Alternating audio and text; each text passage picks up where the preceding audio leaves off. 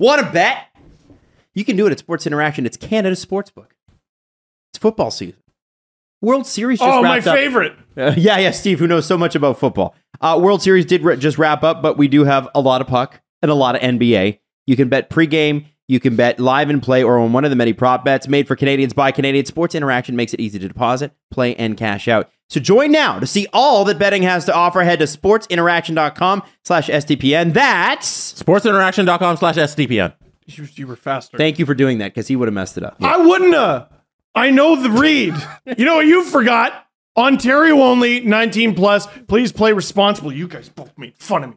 The Vancouver Canucks are not good. And what's been interesting about the last week, and it's been hidden by the fact that Mitchell Miller has dominated headlines, and rightly so, yes, is that Jim Rutherford came out and made some pretty extreme comments. If these were made in Toronto, in a non-Mitchell Miller situation, you better believe they are front page news all over the NHL. Here's what he said. We're at a point now where we have to make these players more accountable. He added that the club will have to take, quote, necessary steps to get the players' attention. Imagine that in Toronto. And, well, I say imagine that in Toronto. Imagine that in Vancouver. It's not even the most inflammatory comments made by a president. No, but he is... I mean, play it? Yeah. I got it can from... We play it? So, yeah, Jim Rutherford was on Sportsnet 650, and he went off. Can we play this? Yeah, it's radio. We can play the audio, I Yeah, think. I'm Yeah, playing because it's for news, so I think we can do it. I think we're fine. Go ahead. First of all, this is not going to get changed in a real short period of time. I know that we all recognize that, and there's a real challenge here, related to sorting out contracts and different things like that. But at this point, I would have expected better. I didn't like our training camp, and we continued into the early part of the season the same way as our training camp was. And in order for us, there's a lot of things that have to happen, but in order for us to become a better team, we have to play with a stronger system and really be more accountable for some of the things that some of the players are struggling with. So when in the NHL now, the way the game's played and the way the game's called by the referees, it's hard to defend because, you can't get away with those cross checks in front of the net, knocking the guys out of the way. And so it's understandable that teams are going to give up leads. And, it happens all over the league. But the fact that it has happened as many times as it has for the Canucks in this short period of time, it's a major concern and something has to be fixed. When you... So Bruce Boudreau's so fired. We're not playing with the right system is a direct shot at your head coach. Yes. Yeah. And he wants... Here's the thing, and I didn't realize this. I was reading The Athletic this morning. Boudreau, and I think maybe you guys haven't forgotten this, but I had, was brought in before Rutherford was. Rutherford couldn't... Stan Smeel was the interim president for like a few months. Yeah. And Rutherford was dealing with an injury. He had COVID last year, didn't he? COVID, but I think there was something else. He had maybe. some sort of... There was something where he had a health issue. He couldn't be there, and so Stan Smeel took over. And obviously, Bruce Boudreau came in, and Rutherford said he's been extremely critical of the structure which his team plays, which is impossible to process without seeing as an indirect criticism of Bruce Boudreau. He recently noted on After Hours that when he decided to join the Canucks organization, he wasn't aware the club had already agreed to a deal lasting more than a year with Boudreau. And you remember, too, in June, Boudreau was like, well, maybe I won't be back next year unless they give me a raise. And Rutherford said, okay, then don't come back. And now I want to remind you, and CJ pointed this out about 2 weeks ago when the Canucks were also bad. They really did. I thought they were turning a corner. Yeah, so he pointed it out a couple weeks ago, which is, listen, you still got Travis Green on the books, and you're going to fire Bruce Boudreau. It's sort of like the Leafs with Keefe and Babcock. Both are on the books. Mm-hmm. Are you sure you want to fire the head coach? And so I understand what Jim Rutherford's saying, but I'm going to give you a bit of a hot take here. This is Jim Rutherford's fault, and I say that in the most respectful way possible. You had the chance to change the coach, but you obviously didn't want to pay two coaches not to coach for you. I get it. You had the chance to change the makeup of this roster this summer. The only thing you really did was add Ilya Mikheyev's contract. And he's been injured, unfortunately. He's a very useful player, but he's not going to... If Ilya Mikheyev being out is the make or break on your team having success, then you're not a Stanley Cup contender. And you had that. You did not have to point out that was the case for the Leafs for a while. Yeah, man, and they're not. They didn't win. So. Bo Horvat needs a new contract. Also, McCabe's back. He was playing last night. I know, but what I'm saying is that it's not an excuse. Started on the wrong. Bo Horvat is scoring lights out right now, and he needs a new contract. He's off to an amazing start. You did not have to sign JT Miller to that extension, and we talked about it this summer. What I said this summer, and I still stand by this. They felt this summer on value that they were not going to get the value they thought was fair for JT Miller. So why not re-sign him and then try to trade him later? But the problem is now the team's really bad. Mm-hmm. They clearly need to retool. Obviously, Rutherford's not a fan of rebuilding because he did say, well, it's great that these teams are rebuilding, but what you don't see is the 4 or 5 years in between where they're bad. Well, the Canucks have been bad for 10 years. Mm-hmm. So at a certain point, you got to bite the bullet. JT Miller, Bo Horvat, whatever it is you think is the right move, you got to do something. And it can't be like, well, you can offload Tyler Myers' contract, maybe, but it seems like he's played okay for them. What is there really to do other than to make a big move? They can't really afford to lose any other D-man. No, they can't. Listen, Scheifele and Wheeler, who are often criticized on this show, especially for their two-way play, they're on a team right now that's a wagon. Yeah, the Winnipeg Jets are playing great. New coach back there. JT Miller is one of the most visually shocking players I've ever watched. In what way? He is worse than anything anyone ever accused Phil Kessel of being in Toronto. Whoa. He's just abysmal in his own end. Okay. Doesn't give a shit. Can't be arsed. And he's gonna put up points, and he plays hard, takes way too many penalties in his own end. Mm-hmm. If he has the puck, it's a fucking grenade. Wow. Like that. Okay, those are some strong words, Steve. Dude, if you're a player on the Vancouver Canucks and JT Miller has the puck in your end, it's your job to skate over to him, stick lift, and take it away. It'll be better for your team if you do. I've never seen a forward so bad in their own end. Wow. And he makes $8 million. He just signed that new deal, which doesn't that not kick in until next year? Yeah. Oof. That guy in his own end is appalling. He's shocking. Yeah, Jesse's looking at one.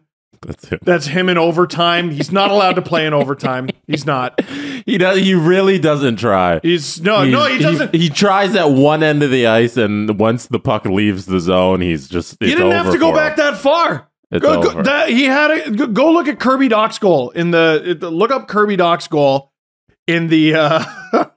I know we can't show it. Mm-hmm. Kirby Doc's goal from last night. The Montreal Canadiens. That performance is the sort of thing that should maybe get someone fired, but this player, I don't know if you could get to him with a megaphone. Where is he? Point him out to me. Right there. There he is. There he is. He gets the puck. Here you go. There you go. Oh, I'm a freeze frame that turnover. Just abysmal. Jesse can't even pause. It happened so fast. Oh gosh. The thumbnail of the video is him giving it away. Bless whoever at the Sportsnet YouTube channel did that. Come on, Jesse, you can do it. I believe in you. It's awful. Look at that. Look at that. Can't give a shit. Go to the guy behind you or something if you don't know what to do. And you know what? Sometimes, and I think we've experienced, if you work at a certain job long enough, sometimes you just get stale. And you come in one day and you go, hasn't even been there that long. Well, no, I know, but he's 3 or 4 years. That's it. That can be enough for people sometimes. Sure. Some people are not 10-year people. Then don't sign the deal. Well, no, you're signing the deal. And he knows he's not staying there the whole time. Look at the body language. The effort after he gives away the puck is even more egregious than the giveaway. Because I can hear your argument for he turns around quickly and all of a sudden Doc's there. But once he gives away the puck, then there's also no effort to try and stop Doc, who's just going to walk to the net and score. By the way, little shout out to Kirby Doc, who looks amazing this year. Hickory dickory. Yeah. What happened? What happens to everybody leaves Chicago and gets better? He passes it and then he literally glides. He glides backwards and lets Doc just walk by him. No effort. Absolutely no effort. That's what I'm saying is this guy, I think this guy's just done. And I think sometimes you get to the point with the workplace sometimes where you just don't care about it anymore. You're like, I have to do this work, but I don't want to. And you know what, man? I'm not questioning his character when I say this, but I have to imagine no, I don't know what kind of guy he is, but I don't want this taken out of context. But I think you do see NHLers at a certain point where sometimes they're like, I don't give a shit about the crest. Listen, I'm tired of being here. If you're Bruce Boudreau and your job's on the line, scratch him. I'm serious. He's actually horrible. He's highly skilled. He's an aggressive player. I would love to know what % of his shifts start in the defensive zone and if it's negative 25. If it's on your side of the center ice line, he's a bottom 5 player in the league. Absolutely. Look at that bullshit. Sorry, Jesse keeps playing it. It's the giveaway, but also like here. Okay.